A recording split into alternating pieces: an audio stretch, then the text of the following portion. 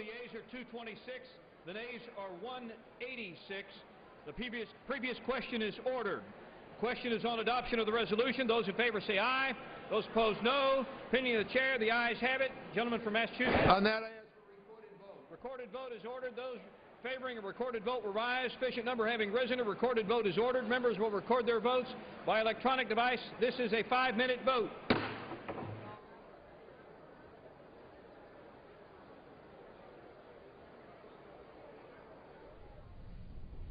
Back to your calls and tweets on the government shutdown, the 8th day of the shutdown. This is the vote on the rule for 3 measures coming up later, including one dealing with the FAA, another establishing a bipartisan working group on the debt and the government shutdown. 202-585-3885 for Republicans. That's the number to use. For Democrats, 202-585-3886. All others, 202-585-3887. Vicky's in Speedwell, Tennessee. She's on the other's line. Yes. I myself come from a long line of military families, and I find it appalling that these families were denied their benefits when their family member deceased. And I think what these people need to do in Washington is take a day or a week or so without pay. This is appalling. They think the general public is ignorant of what they are doing. I mean, they need to grow up and become adults. They are supposed to be grown adults. They need to act like it instead of acting like 2-year-old children. Thank you, Vicky. Chucka is in Middle River, Maryland, on the Democrats' line. Thank you so much.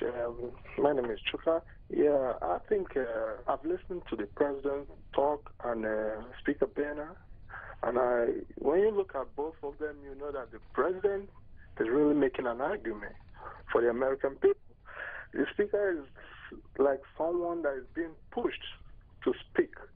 He's like someone that doesn't have the power to carry out what he's doing. So what I'm telling the speaker is, not only are you hurting the American people, but look beyond the house. Look at other countries that depend on the United States, because most countries, even I came from Africa, most Africans, when we call back, they don't give the same respect they used to give to Americans. It's like China is taking over.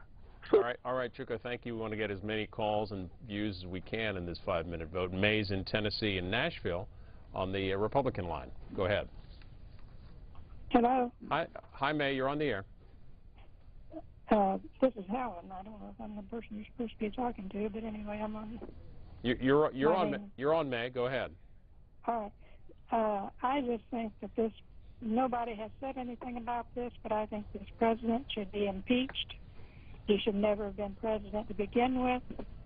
Our disabled veterans and partially disabled veterans are having a hard time, and I think it is appalling. I've been a Republican all of my life. I managed Republican headquarters, and I think it's time our government takes our government back. To our Democrats line next, we go to Lynette in Rayford, North Carolina. Hi. I just want to make a comment. I think what Boehner is doing is treason. Anytime you take and hold the American people and the process hostage through extortion and blackmail, I think he needs to be arrested. And what is so appalling to me is the lack of respect for the President of the United States. When Bush was in office, we may not have agreed with him, but we got behind him. I am appalled at the whole process. And just the blatant disrespect for the President of the United States. I think that if Boehner can't do his job, get him out of office and put somebody in his place that we can vote so people can continue to feed their families and eat. Well, Lynette mentioned arresting, in her case she mentioned the Speaker, but there are arrests going on in Capitol Hill. Tweet here from Chad Pergram, producer for Fox on Capitol Hill. He says the Capitol Police still arresting people at immigration demonstration. Democratic lawmakers arrested include Lewis, Al Green, Rangel, Schakowsky, and Gutierrez. Let's get one more call here to our others line. It's Pine Bluff, Arkansas. And Dorothy, go ahead. Yes, we elected President Obama.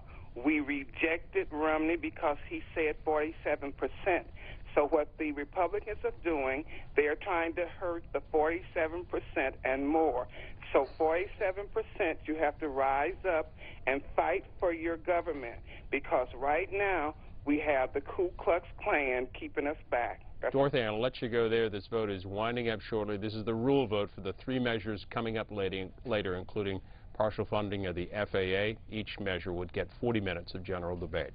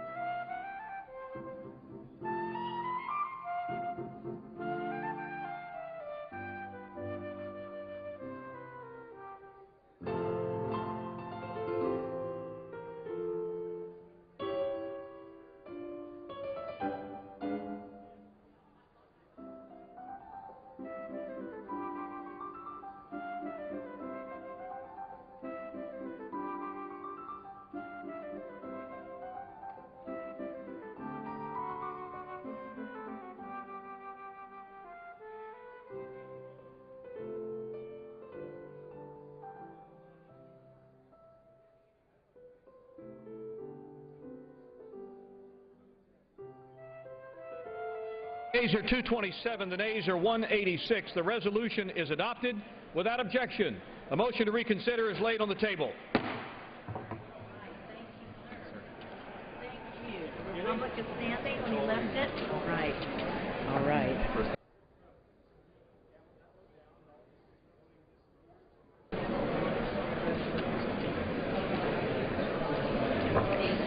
The House will be in order. Members are asked to take their conversations off the floor.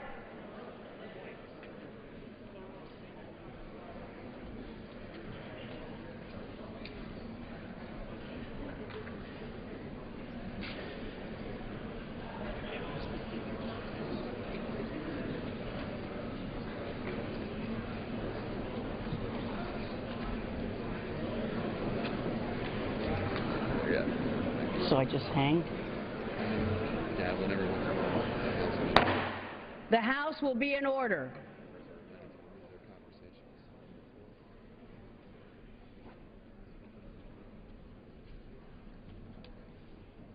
Yes?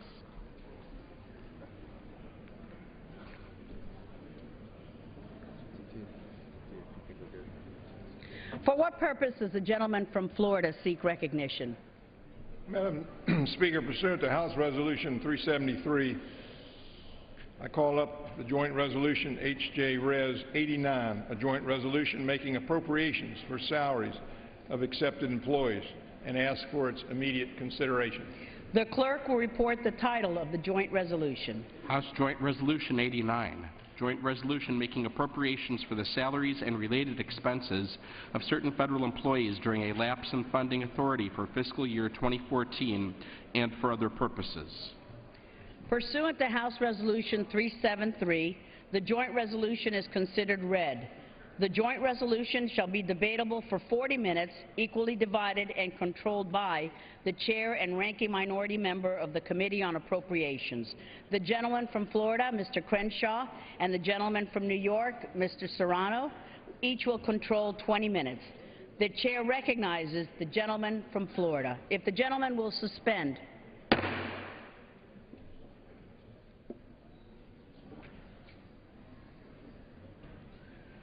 The gentleman from Florida is recognized. Madam Speaker, I ask unanimous consent that all members may have 5 legislative days in which to revise and extend their remarks and include extraneous material on H.J.Res 89, and that I may include tabular material on the same.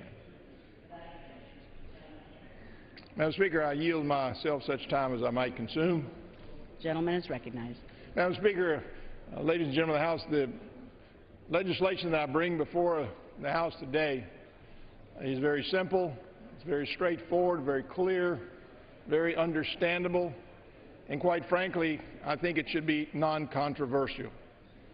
Because what this bill does is simply say that the federal employees who have been working during this shutdown are going to be paid, and they're going to be paid on time. Now, a lot of people during this shutdown have been coming to work every day. They've worked for countless hours for the citizens of our nation, and they deserve to be paid. And as I said, it's very simple. If you work, you get paid. For instance, the Capitol Police, they're on the job. They're working every day. You might remember last week, they rushed into harm's way in the line of duty. Now, those federal employees deserve to take home a paycheck because they're on the job. There are other federal workers that are working every day during this shutdown. Some of them are working to make sure that our safety and well-being is in place. Some are working to make sure that the critical needs of our citizens are met. Some are working to make sure that businesses aren't unduly harmed during this shutdown, and some are working to make sure that the federal government extends a helping hand to those people that are the most vulnerable and truly in need. And so what this bill does is simply say, as long as this shutdown is going on, until it ends, the people that come to work every day deserve to be paid. They deserve to be paid on time. And remember, the people that come to work every day, they're just like everybody else. They got bills to pay. They got mortgage payments they've got to make. They've got to pay their rent. They've got to make car payments. They got to pay their utility bills. They got mouths to feed back home. And there's no reason they should be punished because the Democrats and the Republicans in the White House can't agree on how to move forward on funding the federal government. Now, it's the goal of this Congress, as always, to make sure that the federal employees are paid, and they're paid on time, and we usually do that by passing appropriations bills, and we do that, fund the programs, and the salaries are paid on a continuing basis. But we usually do that by the end of the fiscal year. It didn't happen this year, and I hope we don't find ourselves in this position ever again. But right now, it's time to come together. Now, this is a logical, common sense step to take. Make sure the people that go to work every day, they get paid on time. We came together on Saturday, this weekend, and said that those federal employees that have been furloughed, on a unanimous vote, we said that they would be paid on a retroactive basis. And so I hope that we can come together today on a unanimous vote and say the people that go to work are going to get paid on time. And so I urge my colleagues to adopt this resolution. And with that, I reserve the balance of my time. The gentleman from Florida reserves his time. The gentleman from New York is recognized. Thank you, Madam Speaker. I yield myself such time as I may consume. Without objection, the gentleman is recognized. Let me start by saying that I wish we were here on the floor today in order to consider a bill that would reopen the entire federal government. This bill would pay all accepted federal employees across the government as they would normally be paid, irrespective of the shutdown. This is the right thing to do for all of our accepted federal employees who have continued to work during the shutdown.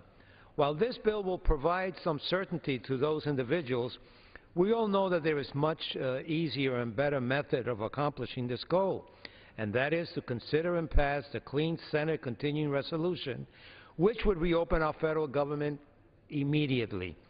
I'm still unclear as to why Republicans are refusing to allow a vote on the most basic solution to this reckless shutdown. While this bill guarantees timely pay for our employees, it does not reopen the federal government. That means it does nothing to solve the many problems that American people are facing as a result of the Republican decision to shut down the government. Within the subcommittee that I am the ranking member of, the Financial Services and General Government Subcommittee, the shutdown has required the Small Business Administration, for instance, to furlough almost two-thirds of its workforce.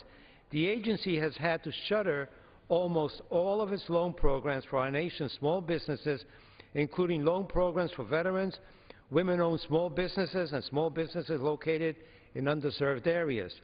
Within the federal judiciary, the federal defenders currently have enough funding to continue operations for a couple of weeks. However, once that time is up, they may be unable to fulfill their constitutional duty to uphold the Sixth Amendment rights of criminal defendants.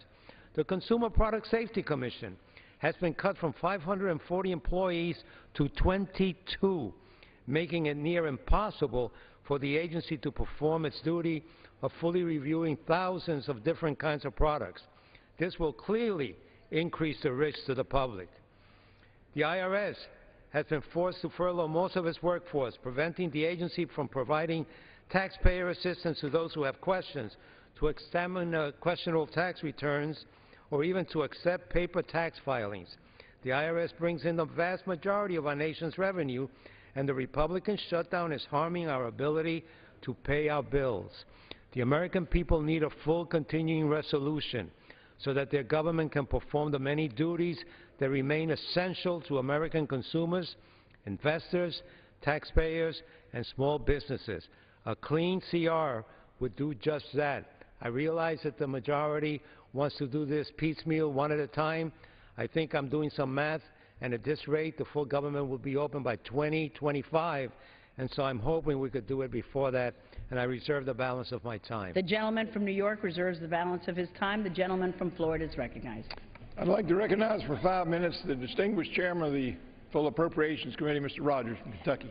The gentleman from Kentucky is recognized for 5 minutes. I thank the chairman for yielding. I rise in support of this legislation. This bill addresses a critical issue facing the Congress right now. It ensures that the essential personnel who've been working throughout this shutdown receive their hard-earned pay on time.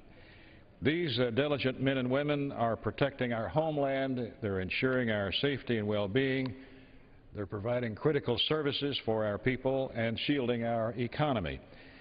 They've been by our sides as we work to find a way out of the mess that we find ourselves in. They've been guarding this very building, putting themselves in harm's way. It's our responsibility to these dedicated professionals that they receive due compensation for their service to this nation. In addition, the House will consider a second piece of legislation this afternoon, which will be combined with this bill and sent to the Senate. The second bill will provide a path forward to bring all parties to the table to end the government shutdown.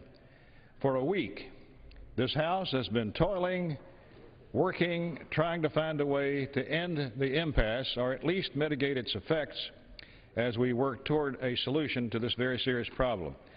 We've provided bills that would fund the entire government and avenues to reopening certain critical government functions. We even proposed a conference committee, hoping the Senate would finally agree to talk to the House. We've heard nothing. But a week later, we're still no closer to a resolution. The Senate has turned down nearly every bill we've sent them, and rejected every compromise we've offered. They flatly refused the conference committee to attempt to find some sort of solution, and after 8 days of a shutdown, it's high time that we all start having real adult conversations about how to get out of this mess. This second bill will establish a working group, Madam Speaker, that will provide a framework to get the House and Senate together to hash out our differences on the myriad fiscal crises that we are currently facing. If enacted, it will require, by law, members from both houses to meet and work our way toward a final agreement. There's far too much at stake now to be stuck in our ways. We must work together in a productive fashion if we wish to get anything accomplished. It's imperative that we get our fiscal house in order and put our budgets on an attainable and sustainable path. We must have a common, agreed-upon, top-line, discretionary spending level with the Senate, which will allow our annual appropriations work to be completed this year. To do this, we must enact meaningful, common-sense entitlement program reforms that will slow the monstrous growth of these autopilot programs. We need to ensure that they are sustainable in the future, stop them from devouring the entirety of our federal budgets, including funding for our domestic programs and our national defense, and prevent them from plunging our nation further into debt. I believe that the members of this House and of the Senate are reasonable people, people of goodwill, people who wish to do right by this country. That's why I hope that this House will approve both of these bills today. This is the right thing to do to help find an end to this government shutdown, to tackle our spending problems and our debt limit, and to show the people of the United States that we are here to legislate, not pontificate. They expect and deserve no less. So I urge my colleagues to support this bill and this path forward. I thank the gentleman for yielding. Thank the Speaker. The gentleman from Florida reserves. The gentleman from New York is recognized. Madam Speaker, I yield 2 minutes for from the gentleman from Virginia, my dear friend, Mr. Moran. The low-key Mr. Moran. The gentleman from Virginia is recognized for 2 minutes. I thank my good friend from New York, and I trust that my very good friend from Kentucky wasn't referring to anybody on this side of the aisle when he used the term pontificate. Clearly, but I'll reclaim my time here. Obviously, Madam Speaker, on this side of the aisle, we're going to vote for this bill. The Democrats never wanted to shut down any of the government in the first place. But I want to remind my colleagues that the vast majority of federal employees in their districts are considered non-essential. And I would like for my colleagues to reflect on what that means within each individual family. When a breadwinner has been working hard at a job, making his family proud or her family proud, comes home and has to announce that they're furloughed because they were considered to be non-essential.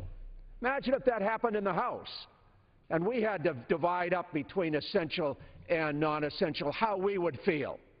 I know it brings smiles, as it did in the caucus just a few minutes ago, but, you know, think about it. It's wrong to have this arbitrary distinction. 90% of the IRS is considered non-essential. 90% of the Department of Energy. 90% of the Environmental Protection Agency. 81% of the Interior Department. 70% of the intelligence agencies are considered non-essential. They're not non-essential. They're working hard. They ought to be able to get back to their job. We need them to be back to their job. It's very disappointing that the Senate has held up the bill that we voted for unanimously on Saturday. I hope they'll let that loose. But the reality is, when we vote to pay people, we recognize they deserve to be paid, and if they're being paid, all of them want to be working for that pay. So that's what we need to do. We need to open the entire government, let everyone work for their pay, as they want to do. Thank you, Madam Speaker. Gentleman from New York reserves. The gentleman from Florida is recognized. Madam Speaker, I'd like to yield 2 minutes to the gentleman from Georgia, an outstanding member of the Appropriations Committee, Mr. Kingston. The gentleman from Georgia is recognized for 2 minutes. I thank the gentleman for yielding, and thank you, Madam Speaker, and I rise in support of this bill because people do need a paycheck. They need to be able to plan their expenses based on their income, and we have disrupted that income flow, so it makes sense to say let's get the pay schedule back on track. But I want to say something in a broader context, that after offering the Senate 3 different compromises on keeping the government open, 3 different compromises that were rejected, and then a 4th offer to let's immediately, last Sunday, go to a conference and start negotiating our differences, all of those were rejected. But even in that context, we have found a few things that we can agree on. The military pay bill, which not only included the men and women in uniform, but the civilian support staff that they had. And as Mr. Moran has pointed out, recently we came together again for the furloughed employees to be able to get back pay for the time in which they're out of work. And then we tried the other day to pass, and did from the House, the NIH, the National Institute of Health, which passed the House floor on an overwhelming bipartisan basis. And we're looking at other programs that have passed again on bipartisan basis, such as WIC, the Women's, Children, and Infant Nutrition Program, Head Start, Impact Aid, and we have a number of others. And why, Madam Speaker, are those important? Because many of us have actually chaired and participated in conference committees where House and Senate members come together to iron out their differences. And frequently the gap is huge, and frequently the differences are numerous. And we know from experience that if you can start chopping those big differences into small steps, eventually you close the gap. And that is what the House Appropriations Committee under Chairman Rogers is doing, and much of it with the support of Democrat House members. But if we can get some of these things off the table, could I have another minute? Gentleman, another minute. The gentleman from Georgia has another minute. If we could get some of these things off the table, if we can agree on military pay, if we can agree on the civilian support staff for military, if we can agree on furloughed employees, and we can agree with NIH that science and public health should be off the table, then, Madam Speaker, that big gap that stands between us and the Senate right now, it begins to narrow, and we create a little bit of momentum for a solution. There are still going to be great differences that we're going to have that aren't going to be easy, but I think it is very important for us to come together and find the things in which we do agree and at least move in a positive direction on them. And with that, I yield back the balance of my time. The gentleman from Florida reserves. The gentleman from New York is recognized. Madam Speaker, I yield 2 minutes to one of the great gentlemen, and I mean that, gentleman from Maryland, Mr. Cummings. The gentleman is recognized. Thank the gentleman from New York for yielding. As ranking member of the Committee on Oversight and Government Reform, I rise in strong support for paying our federal workers. But I oppose the parliamentary gimmicks being used by the majority to consider H.J.Res 89, which is why I voted no on the rule.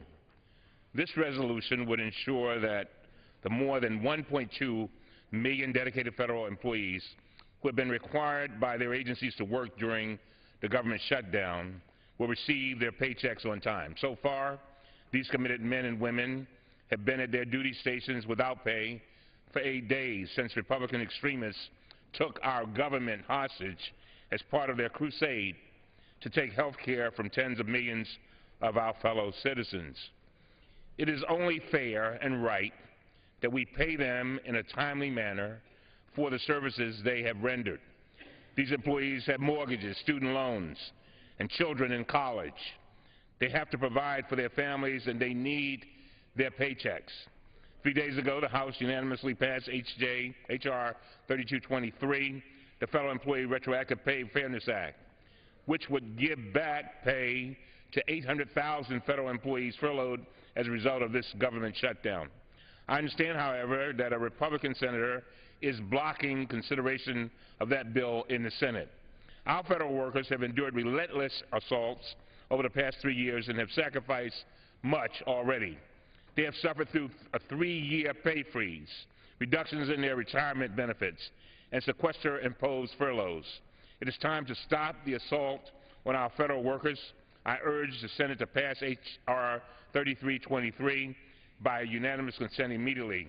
I support our federal workers, and I support H.J.Res 89, but I oppose the measure to which it will be attached upon passage, and note that by simply bringing to the floor a clean measure to fund the entire government, this bill would not be necessary. And with that, I yield back. The gentleman from New York reserves. The gentleman from Florida is recognized. Madam Speaker, can I inquire as to how much time each side has remaining? The gentleman from Florida has 9¼ minutes remaining, and the gentleman from New York has 13 minutes remaining. Gentleman from Florida is recognized. At this time, I'd like to yield 4 minutes to the distinguished gentleman, Mr. Wolf. The gentleman from Virginia is recognized for 4 minutes. Thank you, Madam Speaker. I want to thank Chairman Crenshaw for yielding, and I want to thank him. Also want to thank Chairman Rogers for his help today and also on Saturday, and also their staffs. The staffs have been incredibly helpful, and the leadership at this time for bringing this legislation to the floor. I believe, and I think if you look at the vote on Saturday, that most members or all members believe that federal employees should be paid, period.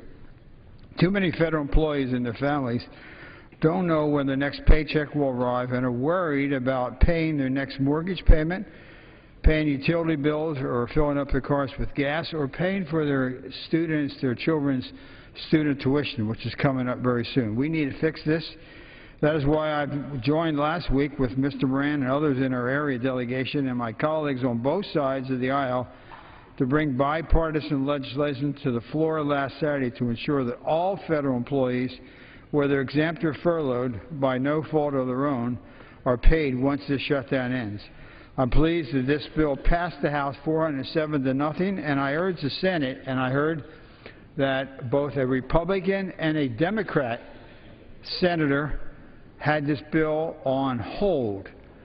I don't understand, Madam Speaker, the Senate's ways of going about this, but I think if any senator has a hold, they ought to feel strongly enough that they ought to do it publicly so we know who they are. But I understand there's both a Republican and a Democrat, and I would ask them on behalf of the people who are having a very difficult time to lift that hold.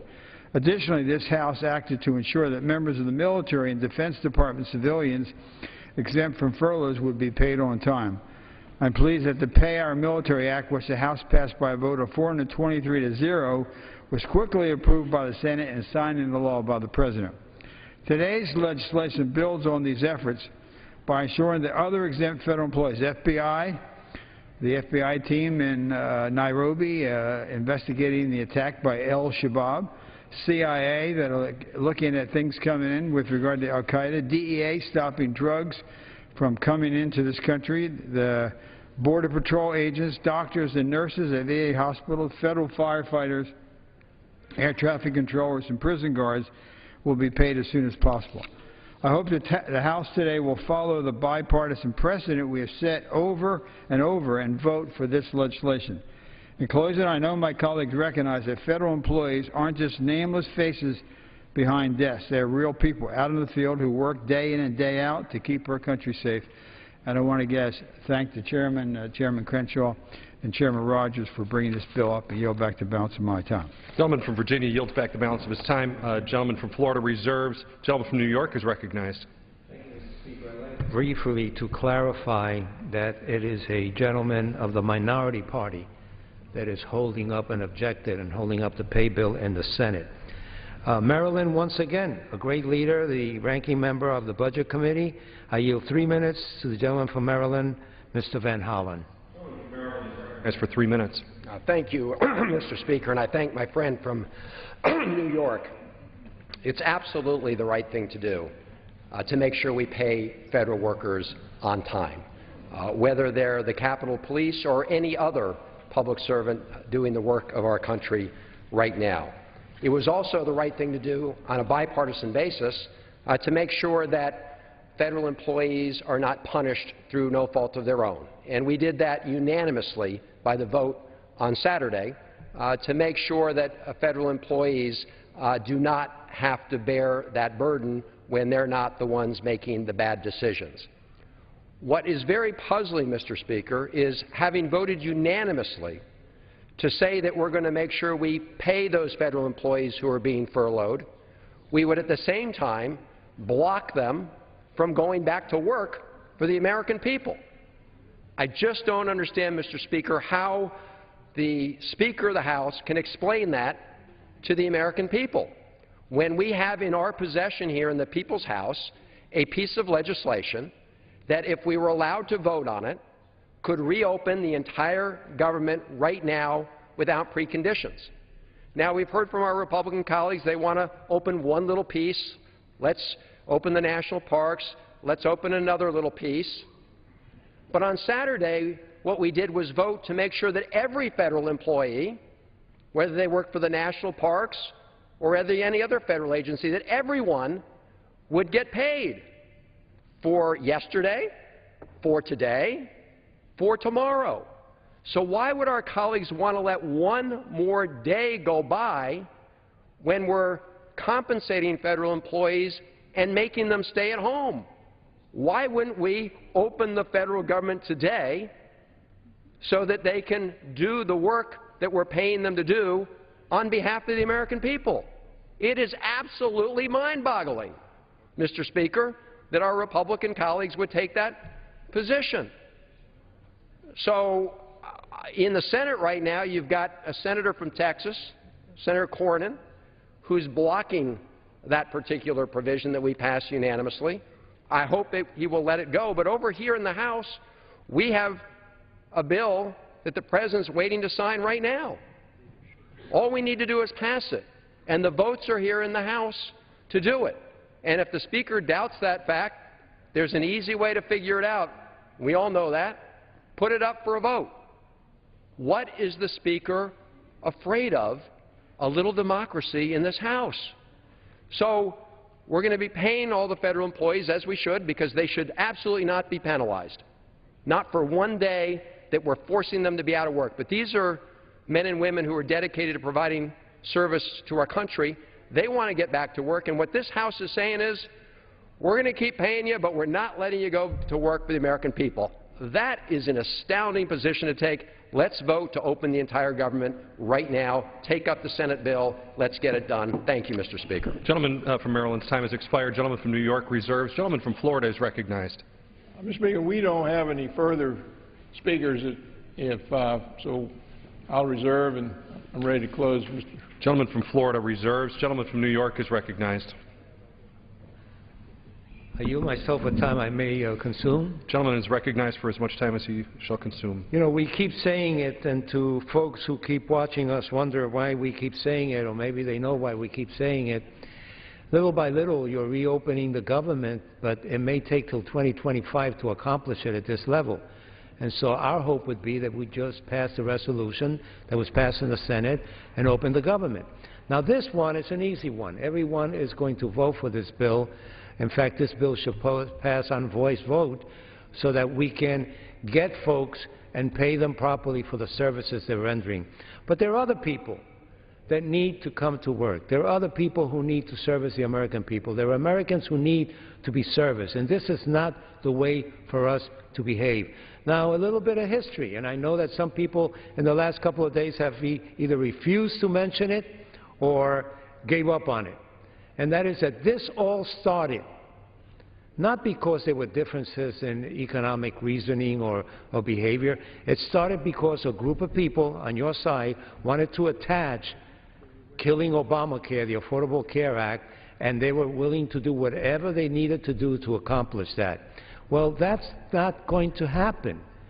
How many times do we have to say that bill was passed by the House, passed by the Senate, signed by the President, and upheld by the Supreme Court? I don't know how many laws you can say that about in this country that we don't go after.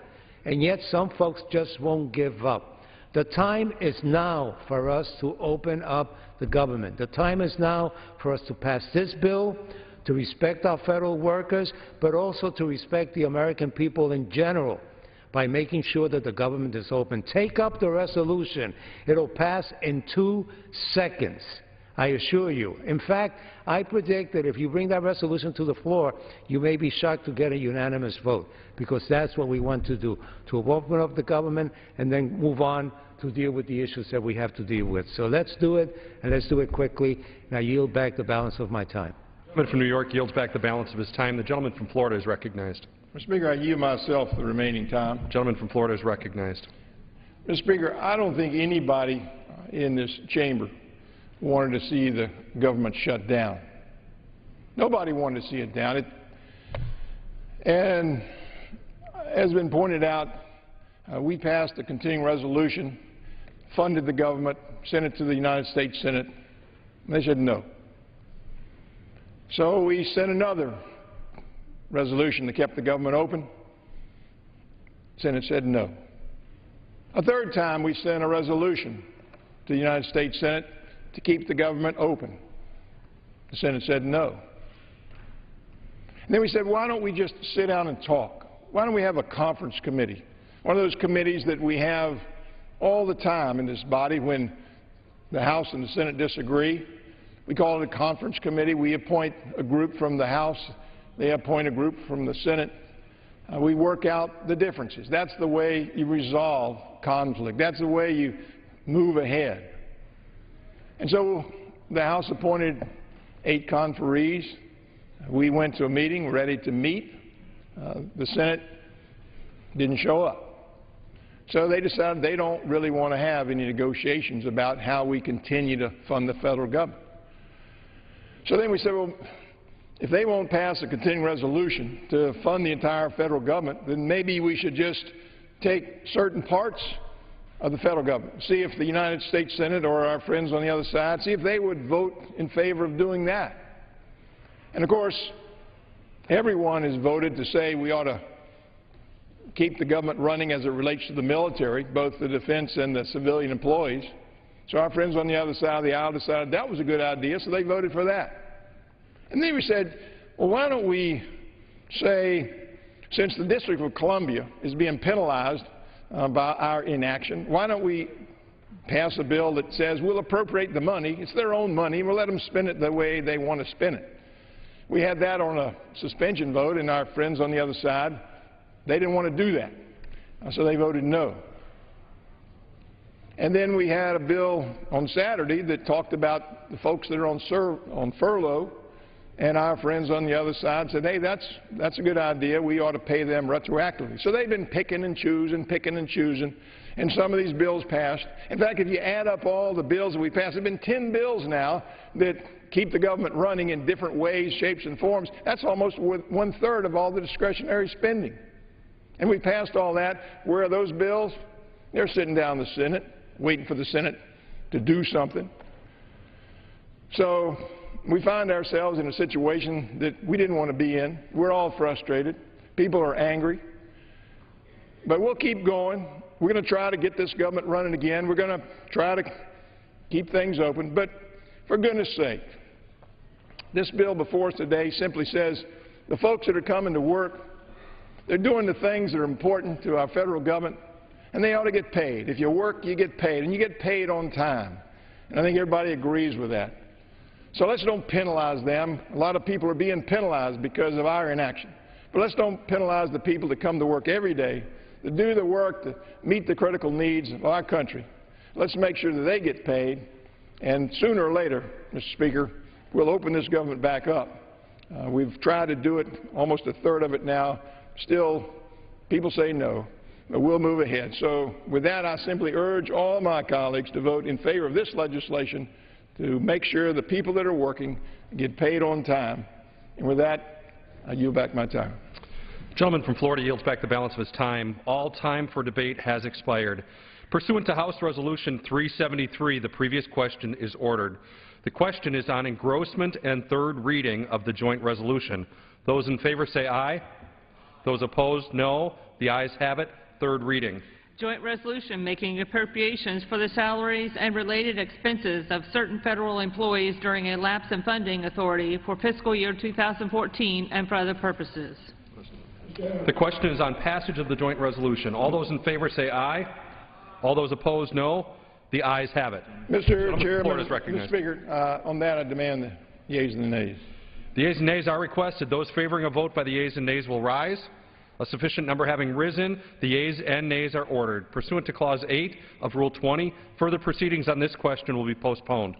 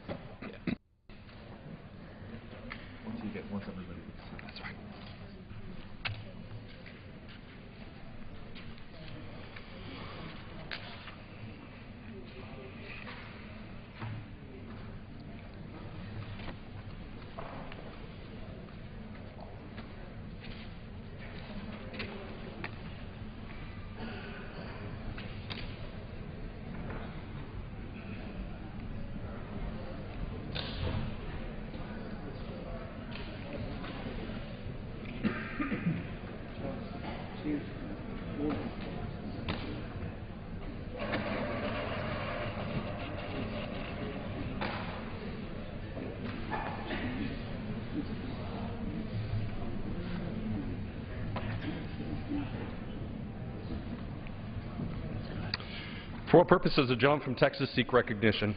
Mr. Speaker, pursuant to House Resolution 373, I call up H.R. 3273, the Deficit Reduction Economic Growth Working Group Act of 2013, ask for its immediate consideration. The clerk will report the title of the bill. H.R. 3273, a bill to establish a bicameral working group on deficit reduction and economic growth. Pursuant to House Resolution 373, the bill is considered read. The bill shall be debatable for 40 minutes, equally divided and controlled by the chair and ranking minority member of the Committee on Rules. The gentleman from Texas, Mr. Sessions, and the gentleman from Florida, Mr. Hastings, each will control 20 minutes. The chair recognizes the gentleman from Texas. Thank you, Mr. Speaker. I ask unanimous consent that all members have 5 legislative days to revise and send their remarks, including extraneous materials on H.R. 3273. Without objection, so ordered. Mr. Speaker, it's been 1 week since the federal government shut down. In that time, House Republicans have passed several appropriations bills designed to provide funding for numerous parts of the government's most important functions. Additionally, we've invited Senate Democrats to join us at the negotiating table to find a common-sense solution to our nation's fiscal problems.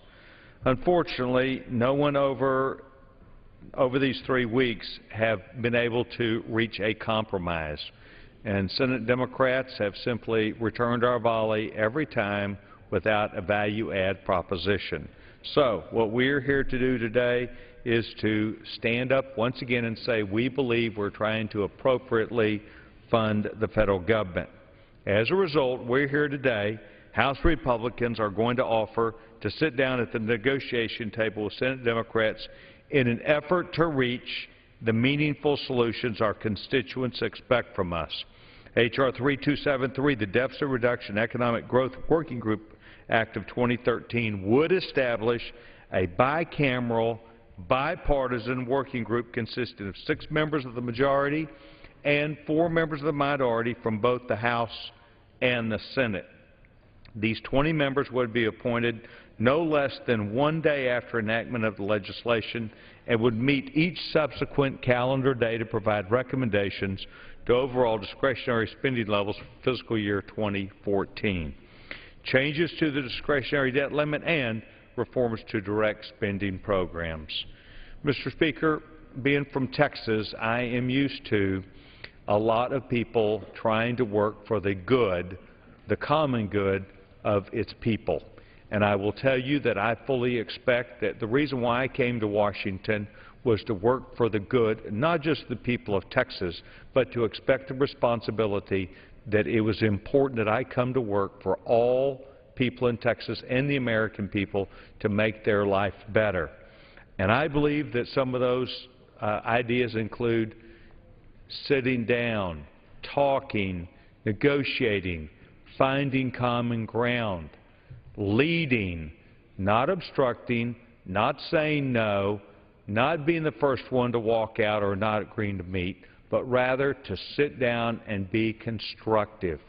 And that is what we in the House of Representatives are trying to do once again today. A common set of principles that we believe constitutionally as the House of Representatives we have the authority and the responsibility to be leaders in the process that will allow the American people to effectively see who is here, who is working, and expect us to get our job done. Unfortunately, it's a rough world, and we're having a tough time. So a new idea today is to gather our colleagues together from each side and see if we can make progress. I urge my colleagues to support this bill, and I reserve the balance of my time. The gentleman from Texas reserves the balance of his time. The gentleman from Florida is recognized. Thank you, Mr. Speaker, and I yield myself such time as I may consume. The gentleman from Florida is recognized for as much time Thank as you very much, Mr. Speaker, and I thank the gentleman, my good friend from Texas, that yielded the time. I rise today, obviously, in strong opposition to this measure. And I would say to my friend, I just heard him just a moment ago, Mr. Speaker, say that the people from Texas sent him here to do things. Well, people from Florida sent me here to do things just like him. And there are 435 members in this institution, in addition to delegates from around our territories. And each one of them has an equivocal and clear understanding about how to, unequivocal and clear understanding about how to go about budgeting in this particular matter. Forming a working group is forming another group up above that group. And I don't need that, and I don't believe he needs that. I don't need it, and evidently we haven't done very well when we've had it. From the newspapers today, I gathered that we had a Simpson-Bowles Commission, which people forget was the legacy of 2010 debt ceiling increase. We had the Domenici-Rivlin Commission. We had the Cantor-Biden talks. We had the Obama-Boehner debt ceiling negotiations, the Gang of Six talks, the Super Committee, and then the Obama-Boehner fiscal cliff talks, and not one of them worked, and this mess isn't going to work either. It's sort of like, you know, Mr. Speaker, moving the hostages, since they're taking them one by one here with this rifle shot approach to legislating, when in fact all they have to do is put a clean CR on the bill, on the floor, and we could pass it, and they know that. But basically what they're doing is saying, okay, we're going to take some hostages over here, then we're going to put them in another room with some more people so that they can talk to them. I said in the Rules Committee, and I repeat, this is a gimmick wrapped in a con inside a scam. And nothing tells me anything different about my friends across the aisle who've offered gimmick after gimmick instead of doing what they know is right. We can open the government, and that's easy to do. We can put Americans back to work, and that's easy to do. We can keep our country from defaulting on its obligations, and this measure will do none of those things, not one of them. And all that talk about the President made it very clear today that he's willing to negotiate. Evidently, and I picked up on this, you all must have, my friends on the other side, must have poll-tested conversation. Well, conversation allows, among other things, that you have an exploratory understanding with people in an informal setting. And what have we been talking about around here for 2 years? We've been talking about this mess. This didn't just come up last night or day before yesterday. Democrats have already offered 7 times to take up the Senate-passed continuing resolution. The House GOP has blocked the vote on the measure each and every time. For 6 months we've been asking these people to conference. To the House Republican leadership, I say, Mr. Speaker, let us vote on a clean CR. Let us raise the debt ceiling. Why prolong this shutdown when you know that the votes are here in the House of Representatives? My friends across the aisle know they've made a mistake. The goalposts have not only moved, they've vanished completely from the field. First, they want to defund Obamacare. Then, they only want to delay Obamacare. Then, when that didn't work, they said, well, we don't want to shut the government down, so let's open it up piece by piece. And evidently that isn't working either. And so they're now down here moaning and groaning about the fact that the Senate isn't going to take up something that's foolish because they've made it clear that they want this to be a measure that's not a part of any negotiations or conversation. And the President made it clear that he'll converse with anybody about anything, but not with a gun at his head and not with the kind of undertaking that you're going forward here. So now it's a working group, another super committee. How did that work out for you the last time? Ask my friends, if you would, Mr. Speaker. So tell me, where does it all end? In all seriousness, what do my friends across the aisle hope to achieve? Speaker Boehner has said, and I quote him, "My goal here is to have a serious conversation." He said it 27 times, conversation, on Sunday. I was looking at him when he said it. "About those things that are driving the deficit and driving the debt up."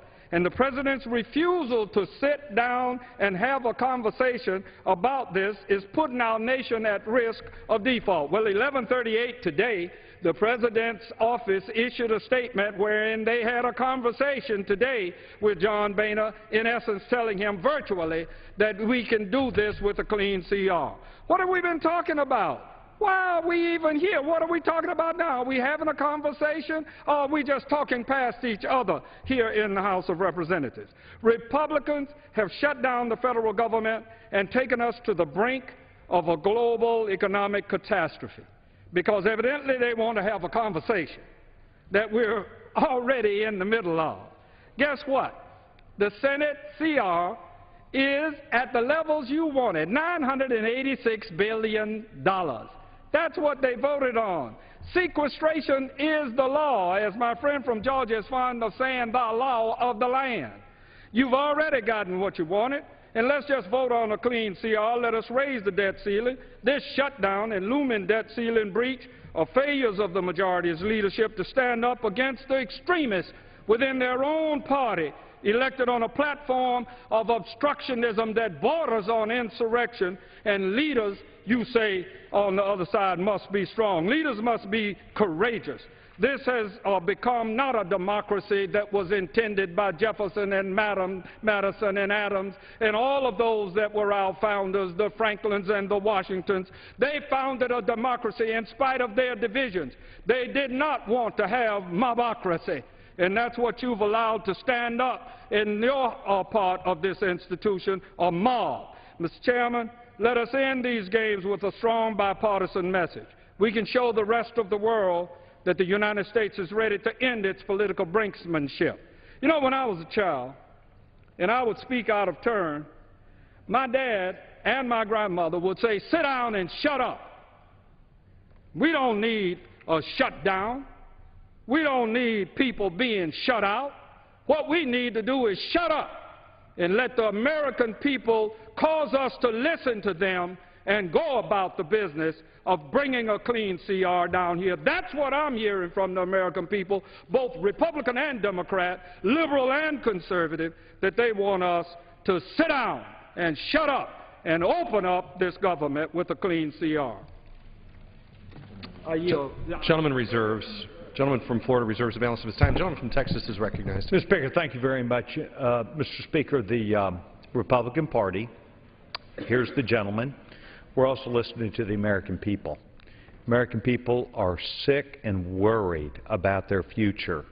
They see a government that spends too much money and listens too little.